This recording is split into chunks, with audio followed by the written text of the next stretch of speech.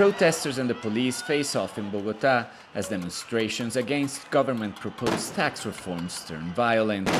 Rocks were hurled at the police, who responded with flashbangs and tear gas.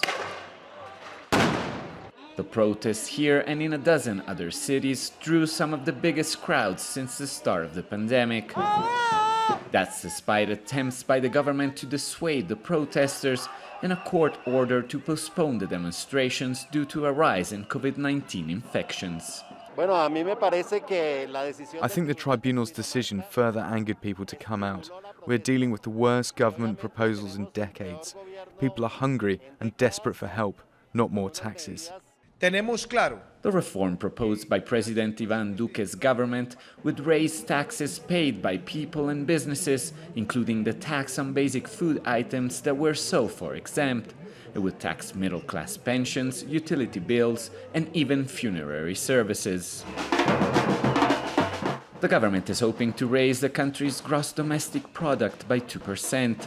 It says it would otherwise have to cut public spending and could lose its international debt rating. But the proposal has triggered an angry response, with people already facing economic hardships due to the pandemic. We're in the middle of a pandemic with the majority of Colombians unable to stay home because they live hand to mouth. They eat eggs with rice and now they want to tax the eggs. This tax reform is miserable. Anger at the social and economic policies of President Ivan Duque has been simmering throughout the pandemic. There were major protests in 2019 against the increasing killings of community leaders and the delay in the implementation of the 2016 peace deal with FARC rebels. On Wednesday, things also turned violent in Colombia's third city, Cali, where some protesters burned buses and looted stores.